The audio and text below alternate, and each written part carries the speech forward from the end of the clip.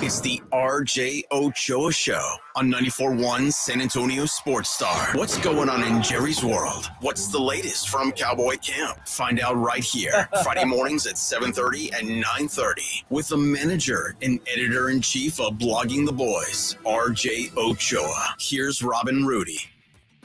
It's the only show inside of a show in all of radio. It's the RJ Ochoa inside of the R&R show we like to call on the San Antonio Sports Star. No Rudy today. You see him, RJ. If you're on our YouTube feed, you would see Joe Reinagel. That's RJ Ochoa. We're together again. How is everybody? How you doing this morning, RJ? I'm doing great. So today I'm inside of the R and J. Yes, so yeah. Appropriately named. Mm-hmm. Yeah, I mean, good for me. Yeah, way to go. I appreciate it. How you feeling this week? You better? Yeah, definitely better. Sickness rolled through. Last week I was telling you guys, all the responsibilities of adulthood slapped me in the face. I still sound a lot worse, but I feel great. I haven't run my my standard 2 miles yet, but yeah, football's back, so it's hard to kind of feel down in that sense. Hey, we just had Mike McCarthy join us for his regular stop off, not to brag, but, we just talked to the coach. One of the questions we asked was his prep as the play caller coming into the week. And he said there wasn't a whole lot of difference. But I'll tell you, there has to be. What do you expect to see from a coach that's been questioned for his clock management in the past? Not recently, but he has. And an offense that has changed its blocking scheme and a bunch of starters that we haven't seen. What is a realistic expectation as we start diving into the Giants?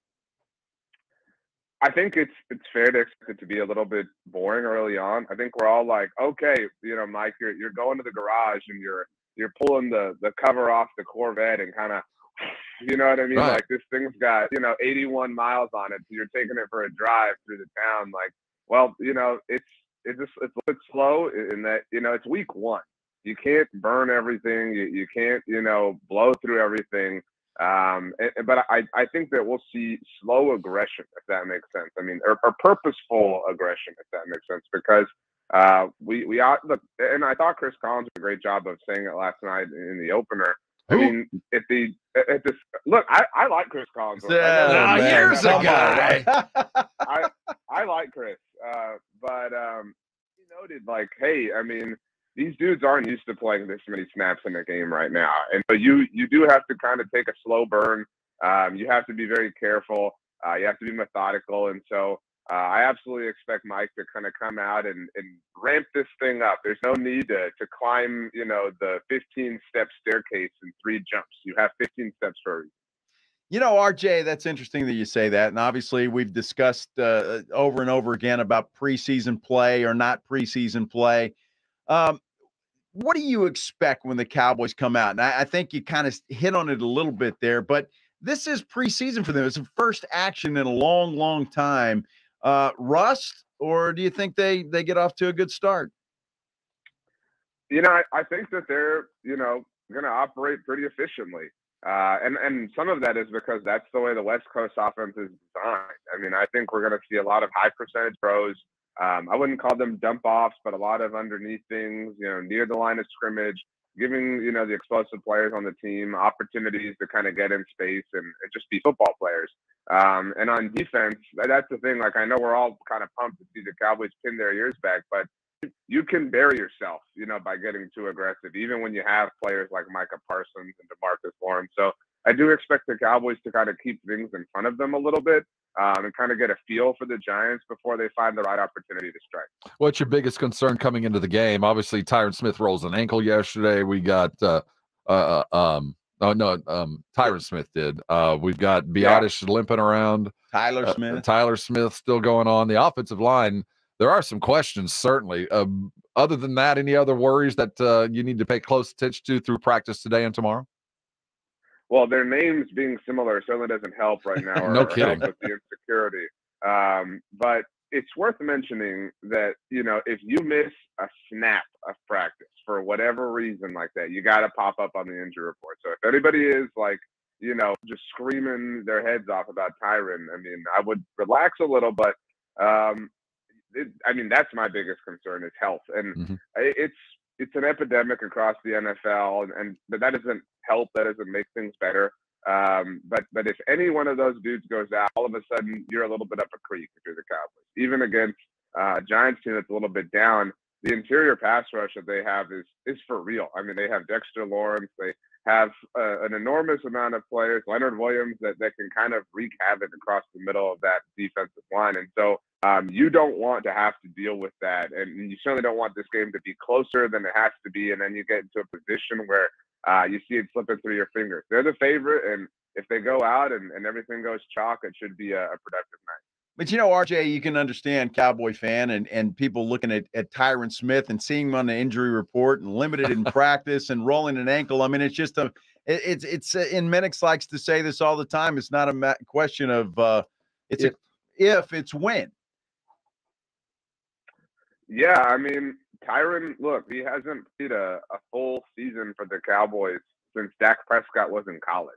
And consider that Dak is the longest tenured starting quarterback in the NFL with his particular team.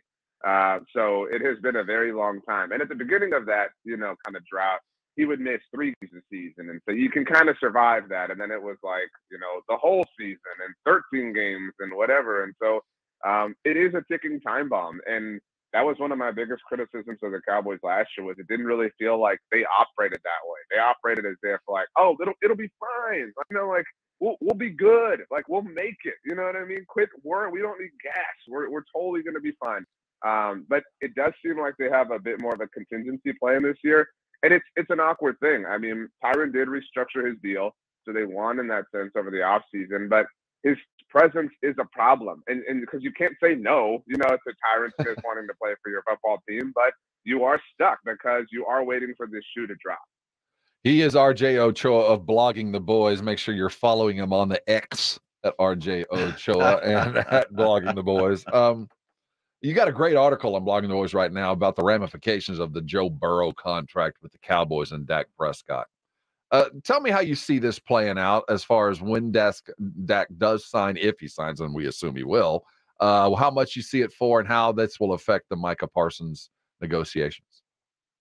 Well, so it doesn't help that over the last 2 days, the new precedents have been set as far as the highest paid defensive player in NFL history and Nick Bosa and highest paid player period in NFL history in Joe Burrow. And I know how sensitive of a topic this is. I know that people freak out and, you can't pay Dak this, you can't pay Dak that.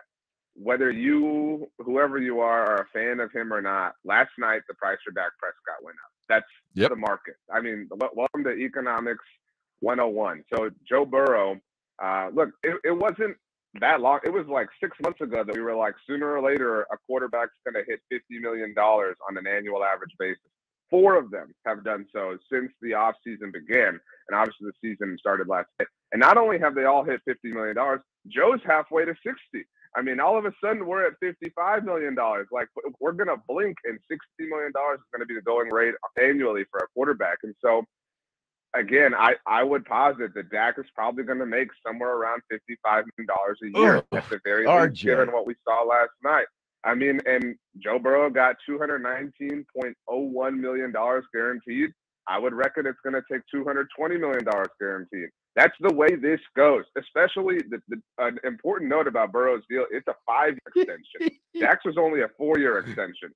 So, I mean, if you want that extra year, you got to go up on the guarantee. This is the way, again, the math tends to work. And there are a lot of people who, especially in the fallout of the Trey Lance trade, I don't want to see this. I don't want to do it. Here's the thing. The Cowboys are kind of over a barrel here because Dak Prescott essentially needs an extension. His cap hit for next year is just south of $60 million. That's untenable. They can't, especially wanting to pay Micah Parsons. They cannot do that. So people say, well, just write it out. He has a no-trade clause. He has a no-trade clause. So even if you did swallow that pain pill, you would ultimately let him walk away for absolutely nothing in 2025. So the fact that he needs an extension effectively forces them to come to terms with the quarterback market, which as of last night is $55 million on an annual average basis. And for anyone who thinks you got to win a Super Bowl to get paid that much money, all 4 dudes making at least $50 million a year, they have a combined 0 Super Bowl wins. But they've been At least one of them. Well, more only, than one of them. Only Burrow Yeah. and Hurts have been. Yeah. And Lamar's got an MVP, but I mean, what the hell does Justin Herbert have? You know, if we're really holding everybody accountable here, Justin Herbert's in that territory as well. Joe. Well, I get it. I just cannot see. And I get the whole thing about it's next and all of this stuff. But you're going to sit here and tell me that all of a sudden Dak Prescott is going to go from not making this list of the top 10 to being number 1 or number 2 on this list. I just don't see it. And I understand the economics around it. But my goodness, you talk about Justin Herbert. At least Justin Herbert's got a future. Yeah, Dak Prescott's 30 years old, and I'm not sure – and he hasn't gotten any better over the last several years, as far as I'm concerned. And injuries have been a problem. I mean, that's a fair point about injuries. I mean, since he signed and in fact, he signed the extension, or it was actually a brand new deal at the time, coming off of missing all the games in 2020 with the ankle injury. And since then, he had the shoulder, he had the thumb. I mean, that is a very fair data point. But, I mean, you're saying you can't see him being at the top. He was at the top. I mean, that's how fast this market moves. I mean, when he signed his deal 2 years ago, he was at the very top. And if it makes you feel better, I mean, from a percentage standpoint, it's going to be the same. I mean, it's going to wind up being about 24% of the salary cap. It's just the cap continues to rise. Again, the economics of it all. So from a percentage standpoint, how much he's impacting the team, that is remaining relatively status quo. RJ Ochoa sitting right here on R&R in the morning, and the debate will continue whether a ring's put on his finger or not, whether he's worth it or not. Time frame. How do you see this playing out? I mean, the season starts in 2 days, and generally these sorts of things, kind of go on ice, which is why the Burrow deal getting done last night is significant once the regular season starts. And I mean, they technically don't have a reason to do it, and they've done everything they can. I know it sounds like, oh my gosh, the sky is falling. Why did the Cowboys wait this long? I would argue it was a mistake to wait this long. It's always a mistake. If you know you have a franchise quarterback, you know you're going to have to pay him. Both those boxes are checked here. Do it. And that's why the Eagles are so smart. The Eagles they were the first of all these $50 million quarterbacks. They got it done this offseason at the very beginning because they knew they had to pay Hurts. But whatever, bygones are bygones. I think this gets kicked down the road to the offseason. And I mean, and don't forget, CeeDee Lamb is going to need an extension as well. It's not pressing. You can still survive not doing it next year. It is not out of the realm of possibility. I know how ridiculous this sounds, that in March or April or May of next year, that the Cowboys hand out the biggest contract on the defensive side of the ball in NFL history and the overall biggest contract in NFL history to Dak Prescott. That is very, very, I would almost argue, likely. RJ, what has to happen to get there? What has to get to that point? Do they have to get to, say, the NFC Championship game? Is there a predicate to this, or do you just think it's going to happen no matter what happens this season?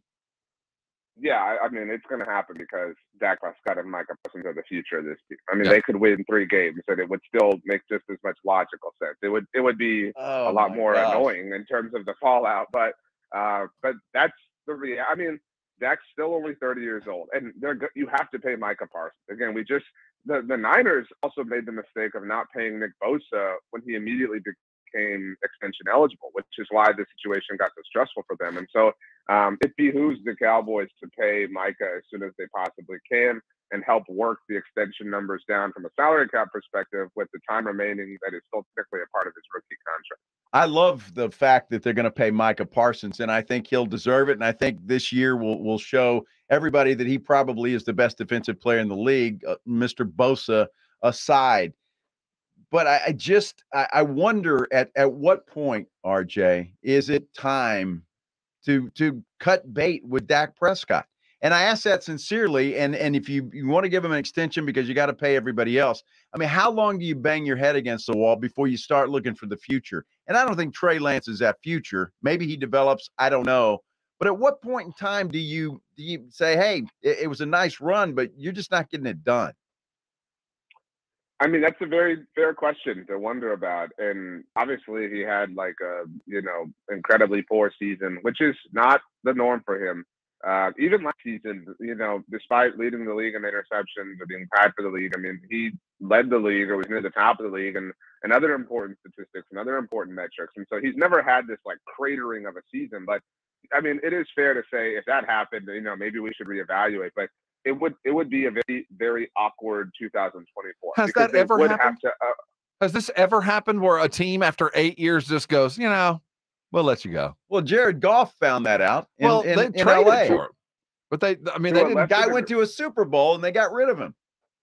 Goff is an interesting example, but I think the most relative one is Carson Wentz. I mean, obviously played like an MVP in 2017, and then obviously the Eagles won the Super Bowl without him. We all know the story. And then he was just terrible. And for what it's worth, the Eagles did take on the biggest dead cap hit in NFL history to trade him to the Indianapolis Colts. But he was terrible. But he was, and they could trade him. That's the thing. Like, again, like, say you're right, Joe, and say it's a matter of like, okay, let's ride this out. You can't trade him. He has a no trade clause. He has a no tag clause. Like it would be this incredibly difficult 2024 season, like historically difficult.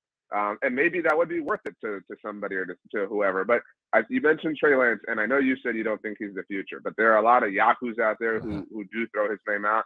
Just for what it's worth, next offseason, the Cowboys have to decide whether or not to pick up Trey Lance's fifth-year option, which is an impractical thing to assume.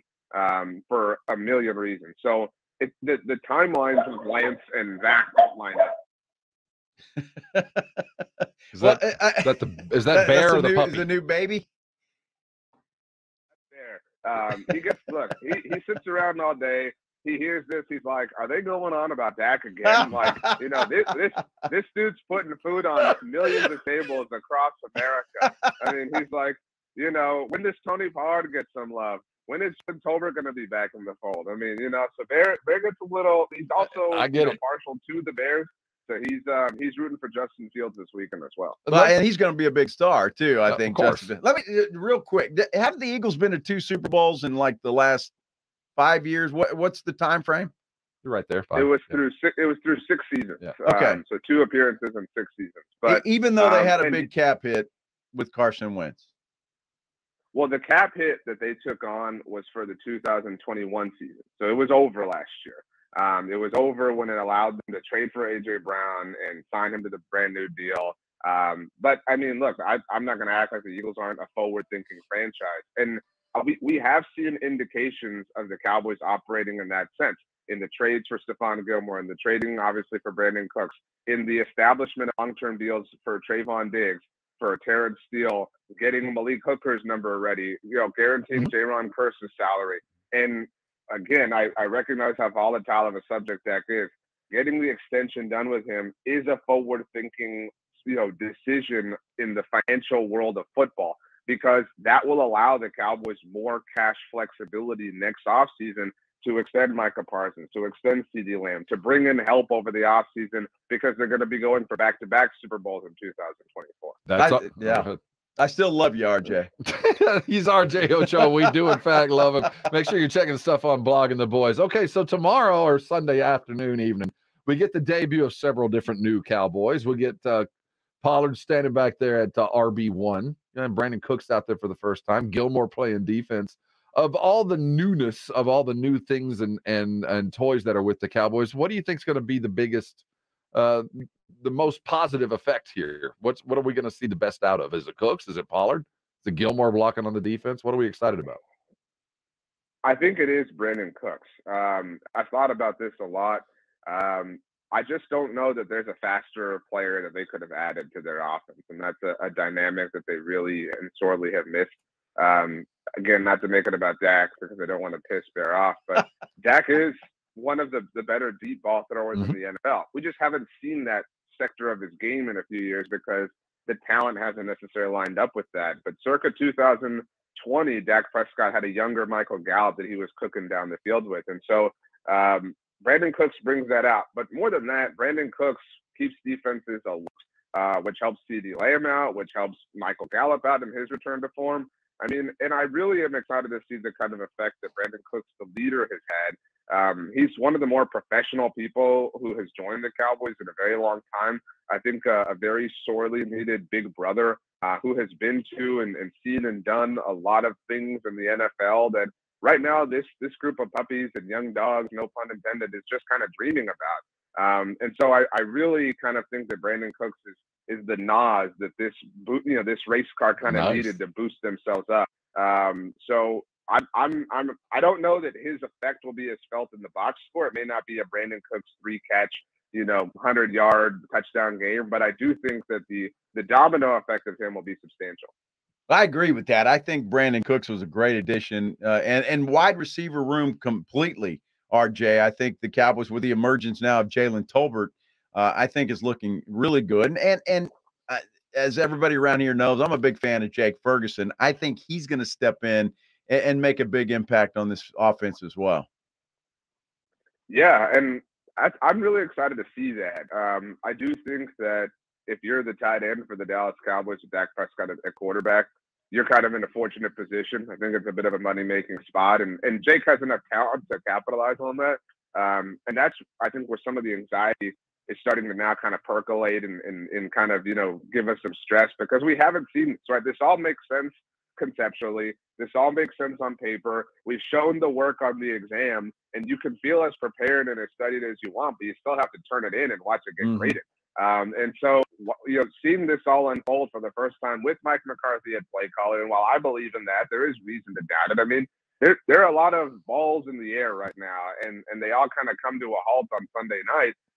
And they're either going to prove everybody right and give us reasons to go scream at everybody and show some receipts, or they're going to send us into a hellscape of a season where we're going to have to survive on a weekly basis. That's the Dallas Cowboys, baby. I love it. The hellscape that is R&R in the morning. That's RJ Ochoa. He stops by every week. I noticed the shirt. The Astros successfully pantsed the Rangers all week long. What is this? Is this more about the Stros than the Rangers, or is it the Rangers that, in your mind, that were that bad? I think it's really cool in sports when you get in this case, a series or a game or something where it's so obvious that both teams absolutely need it, right? Like, so you're going to get like the absolute best effort from both teams. And so generally that leads to a great game, but like for that to lead to just a destruction, really, I think says more about the Astros. I mean, the Rangers clearly waved the white flag, but it also, I love when something ends jokes or ends memes or like confirms them. So it's like, yep, you're not a real baseball team, or that's Minute Maid Park North, or whatever. Like, we run this state, like whatever. I mean, it's such a conversation ending kind of performance. I've never seen anything like that. It was incredible, and it never stopped. Like, you would think that there would have been a fizzle out point, but no, there wasn't. Like, it was the Jim from The Office, like poking Dwight snowballs, like I just wanted to stop kind of thing. And I never thought I would be so proud of the Astros to be Dwight Schrute. That is RJ Ochoa. His stuff's on Blogging the Boys, and you get him live right here on San Antonio Sports Star every Friday. Man, it's always good to talk to you. Glad you're feeling better. We'll talk to you next Friday.